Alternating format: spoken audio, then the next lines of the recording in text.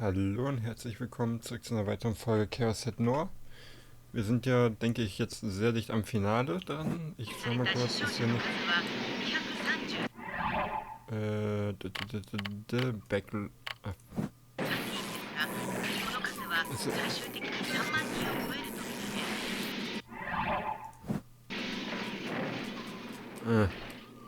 ich glaube, ich habe da eine Satzzeile übersprungen, aber die kriege ich im Backlog gerade nicht mehr angezeigt. Ach verdammt, egal. Gut.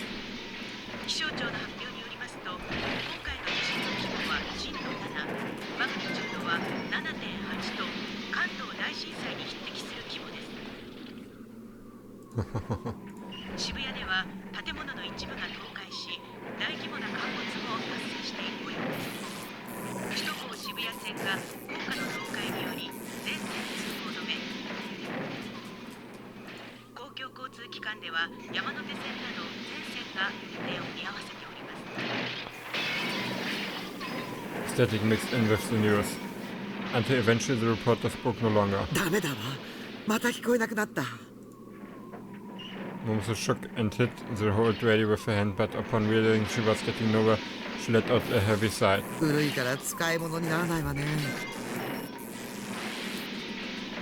Forcing a smile, she looked to the side. She could see the figures of Kishimoto, Ayase, and Kusunoki Yua walking along, expression of fatigue coloring their faces.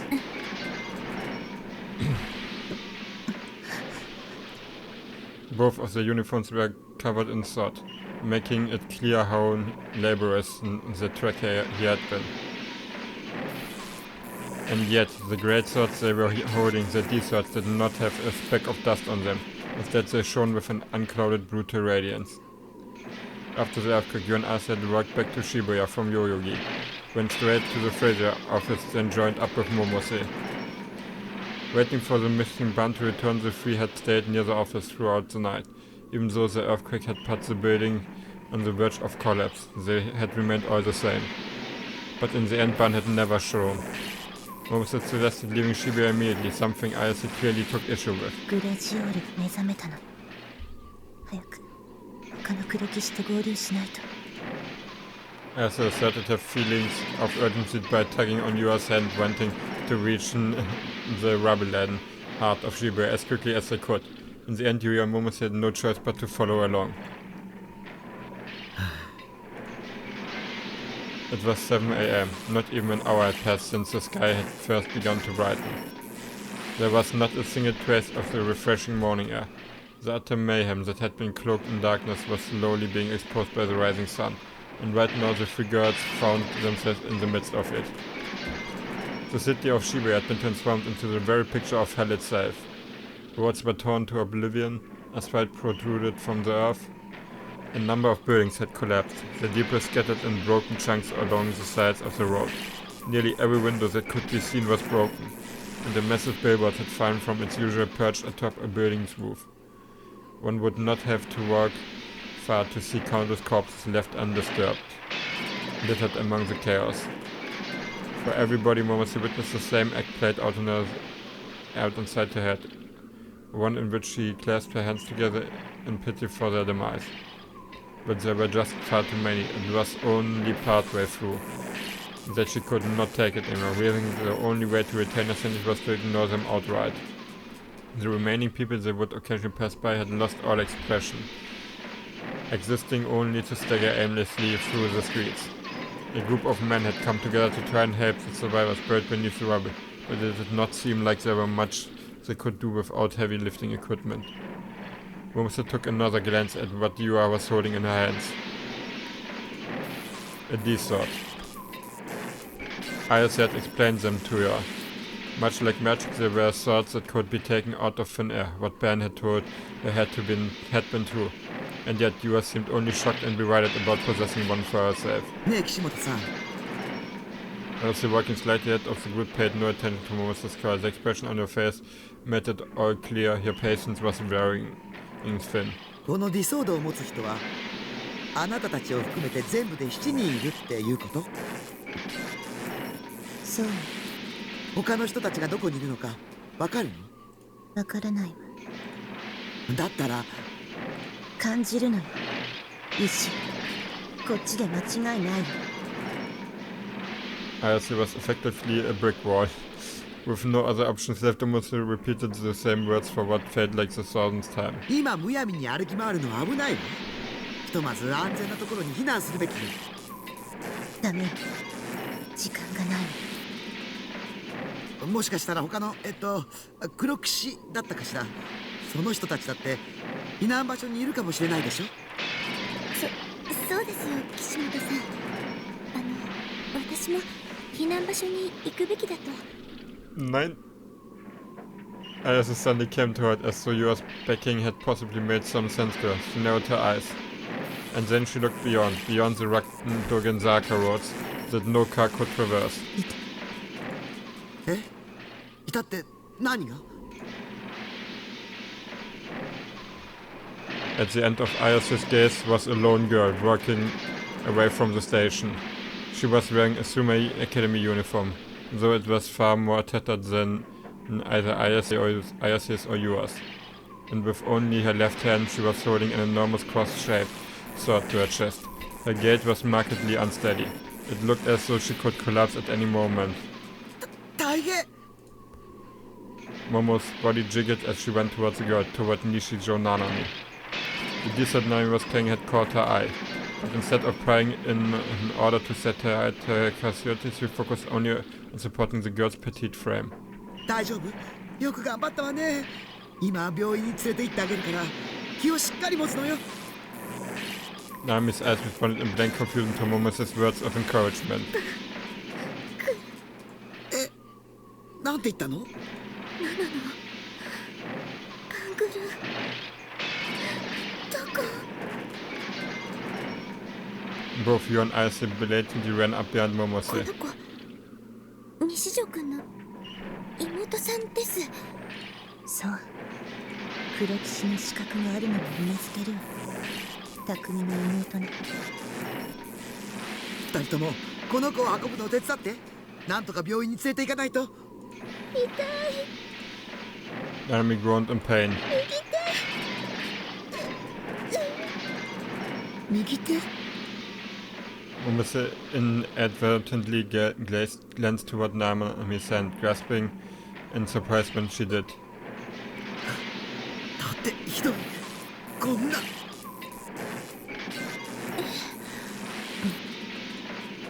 Yu and Ayase were not able to grasp why Momose was so distraught. While the bandage over Nami's right hand was indeed stained with blood, it did not seem to be that serious of an injury. However, in Momose's eyes, Nami's hand had been severed from her bandaged wrist. Though medical measures had been taken, it was still an open wound. With a blank look on her face, Ayase attempted to grab Nami's right hand, but her outstretched hand passed only through empty air. Like a holographic image, Nanami's fingers lacked any substance. A drop of blood trickled down from the red-stained bandage and fell onto Ayase's hand. もうそうリミさんに助けてもらって。リミさんって崎畑リミさん？知ってるの？西条くんのお友達の。 You had always had the suspicion that Takumi was the true New-Gen culprit, so she knew for a fair amount about his background. This also extended to those that would frequently come into contact with him. Therefore, it was only natural for her to have conducted investigations on Nishizo Nanami and Sakihata Rimi. In contrast to you, Ayase abandoned her typical aloof expression, grimacing at the mere mention of Rimi's name. 崎畑リミの7人の黒騎士の一人よそうなんですか？ Ayase recalled yesterday's incident at the hospital. She could remember being addressed by Rimi's apologetic voice. 岸本さん、タクに近づかないで。目覚めさせたくないの。君には自覚がないの黒騎士の一人としての私が一人で何とかするから。Oh. Deshalb die Klatsche. とても美しいわその思いは。でもそれは大いなる意志の望むことじゃない。私も望んでいないわ。あなた一人に全てを背負わせるなんて。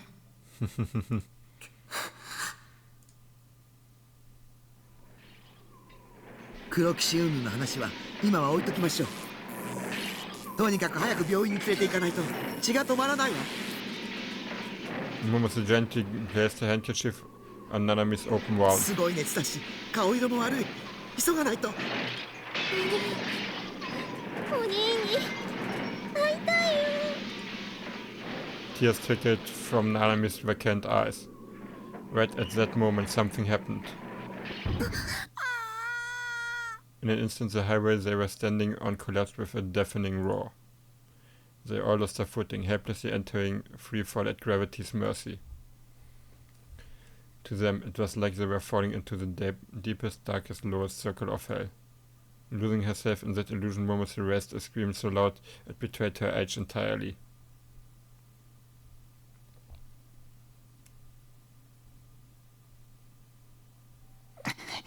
Damit hätten wir zumindest weiter was mit Ayase und Yuawa und auch mit Nanami. Damit haben wir quasi die Sache mit den Kringos abgeschlossen. Ich hatte tatsächlich irgendwie gedacht, dass Momose Ban gerettet hat. Aber irgendwie vielleicht habe ich das einfach falsch im Hinterkopf gehabt, dass ich dachte, dass Momose Suwa erschossen hat. Weil offenbar ist Ban ja tot, weil der kam ja nicht wieder. When I came to, dark clouds covered the sky overhead. The dark night had come to an end before I knew it. There wasn't a shred of blue sky inside. I was hit with a wave of depression. The sky could not have been more gloomy. Countless sirens from ambulances and fire trucks blared off in the distance. A multitude of helicopters were in the sky, circling the city like flies. My head was racked with pain, like someone was putting a jackhammer to it. It felt even worse than after the last earthquake. I tried to remember what had happened before my memories had cut off. The sky turning white, Shogun mentioning the third mate. I ignored my headache and stood up, only to lose all words. Ich finde dieses Bild so genial mit dem zerstörten Gebäude. Also, ich finde es beeindruckend, so würde ich sagen. The usual scenery was entirely absent. It was like a scene out of the end of the Millennium thing that everyone had been freaking out about almost a decade ago. Shibuya was on the verge of collapse. Traffic lights, roadside trees, and buildings had all fallen to the ground. The jumbotrons, the most iconic parts of Scramble Crossing, really had cracks ripping through them, and were entirely silent. The stairs leading down the subway were buried beneath the rubble of their own ceilings. The guard around the Yamanote line had fallen apart, and the railway had been ripped to shreds. More people than I could count were lying on the ground. Blood and guts clung to the scattered debris. Some remained motionless, some moaned in pain, some screamed for help. Some were covered in dust, crawling on all fours without a care as to how it made them appear. Some only cried, tightly, cradling another motionless body in their arms. I could smell all the blood. The rusty smell mixed with the stench of something burning. Everything was covered with the liquid odor of dust. Far in the distance, plumes of black smoke rose like smoke signals. This was the power of Noah too. It was horrifying. This was already on the scale of a weapon of mass destruction. I now understood why Shogun wanted to put an end to this. Come to think of it, where was Shogun? When I came back to myself, I surveyed my surroundings. There was a bent wheelchair lying pretty close to me, and right beside it a delicate frame was lying there. I ran over to him in a panic and lifted him up.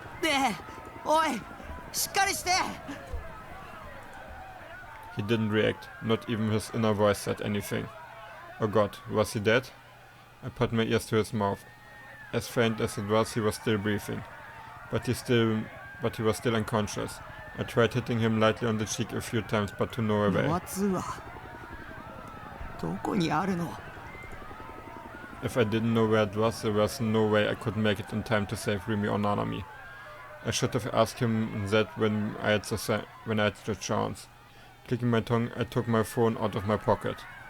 It was off, and despite my many attempts to get it working, it stayed that way. It was nothing more than garbage now. Aside from Shogun, who else would know where to find it? Think, goddammit. I didn't have time for this. While I was wandering around doing absolutely goddamn nothing, that Norris guy could be ready to kill Remy at any moment. Then who? Who was someone I could trust? Someone who knew about Noah too? Senna. 君たちは特別な存在だ。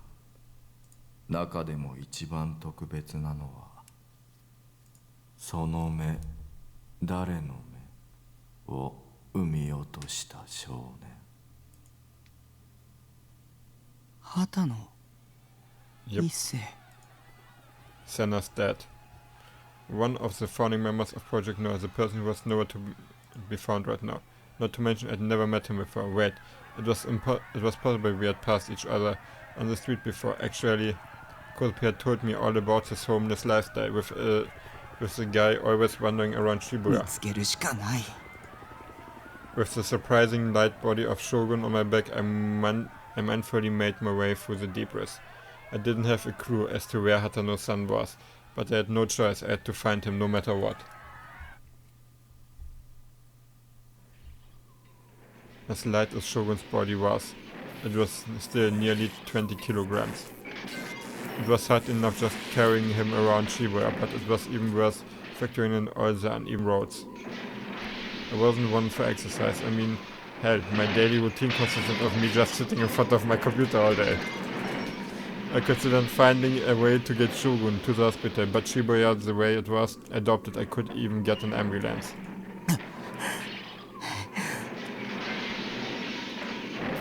Even the gentle hill that was Dogenzaka was doing its best to drain all my energy. I could barely breathe and my whole body was gushing out buckets of sweat. Wiping the sweat off my forehead, I took a quick breath to catch my...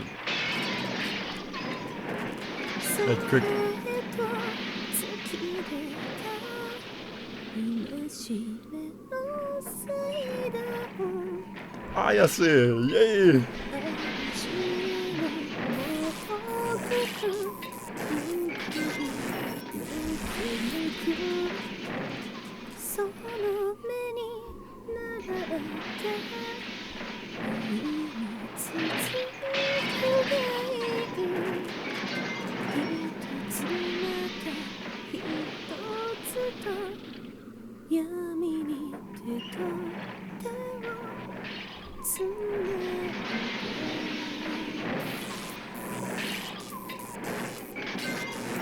Suddenly I could faintly hear someone's voice.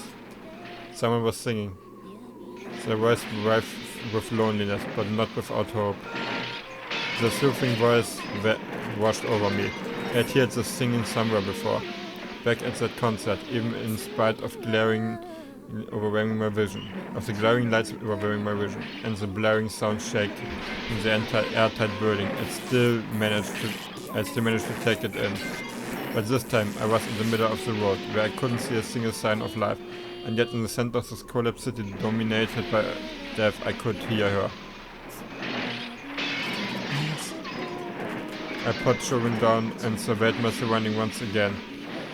But the only people I could see were the collapsed corpses strewn across the city. I did my best to avoid looking at them, instead focusing on trying to find Ayase. Where the hell was her voice coming from? The road in front of me was wholly caved in. Looking at it, the hole it had created was incredibly big. There was definitely a subway tunnel beneath it. I didn't want to believe it at first, but even so, I peered down from the edge of the hole. It was about 5 meters deep. There was a pretty fair amount of rubble piled up at the bottom. And that was where Ayase had fallen.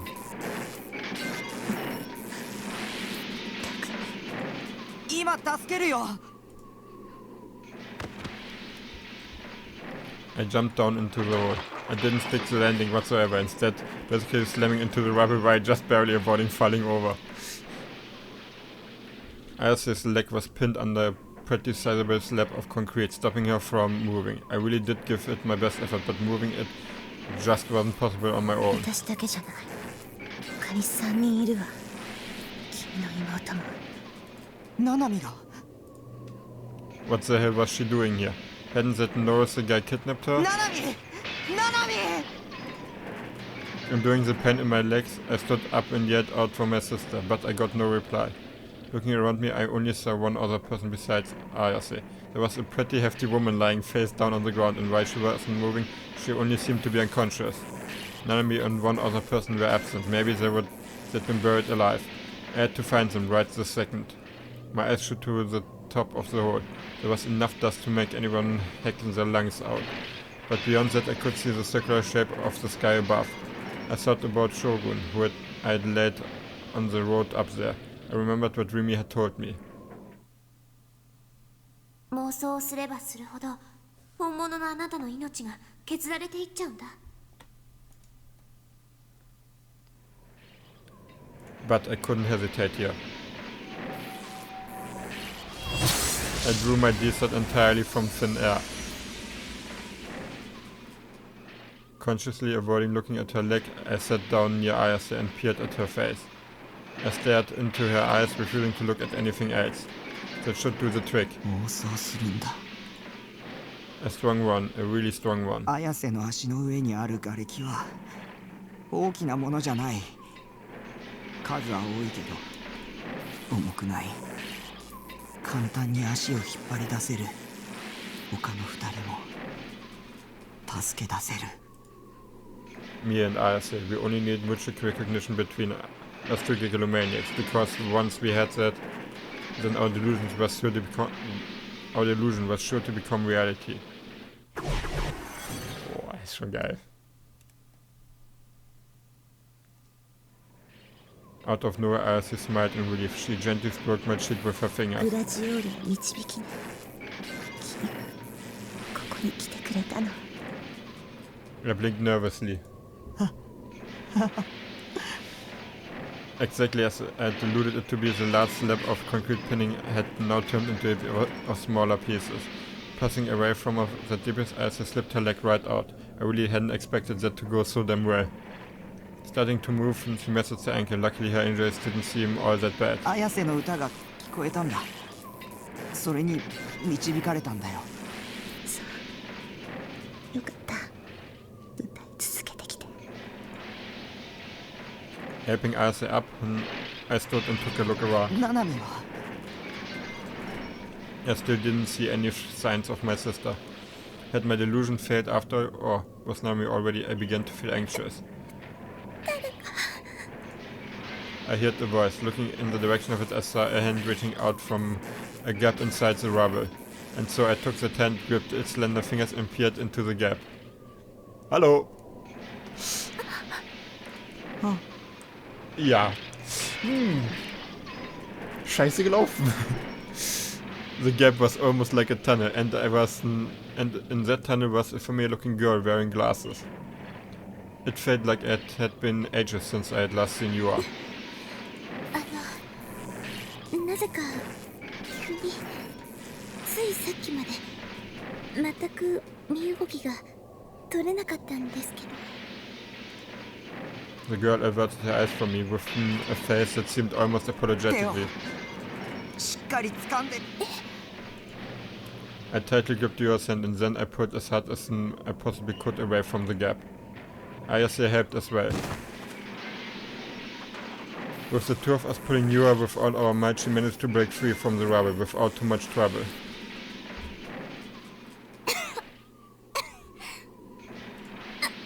ありがとう。ござい。 She was covered from head to toe in dust. A few pieces of concrete were tangled up in her long hair. But even with all that, Yua seemed completely uninjured. And now Nanami. Leaving Yua with Ayase, I started to search for Nanami. Given Yua had managed to break free, I could only assume that my delusions had actually worked. And if that was true, that Nanami should have been in some rubble somewhere that I could yank her free from. And behold. Okay, da habe ich keine Ahnung. That was exactly the case. As I searched through tons more rubble, I managed to catch a glimpse of Nami's face through a crack in the debris. I called to her, but she didn't respond. She must have fainted. Reaching out, I went to touch her shoulder, but hesitant.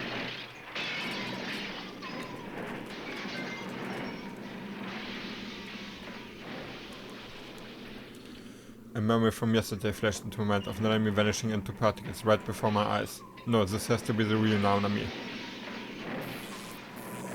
Gathering my resolve, I grabbed her by the shoulder, almost missing by her blues.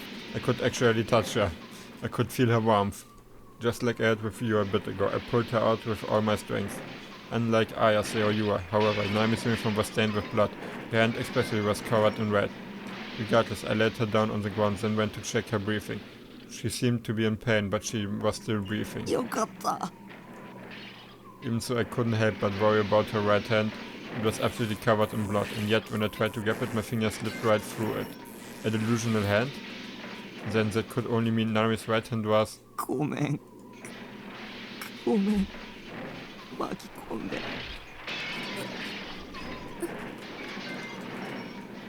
groan leaked from Nanami's mouth. Her face was caked in dust. I gently stroked her cheek and watched as her eyelids slowly began to open. Oh. Her gaze faintly wandered for a moment before finally landing on me. Oh. And at that very moment, Nami's expression warped and changed. Tremendous tears broke free from my eyes. Her left hand firmly grasped my own. She whispered to me so happily it felt as if she never wanted to let me go. But when I heard those whispers, I responded with a slight shake of my hand.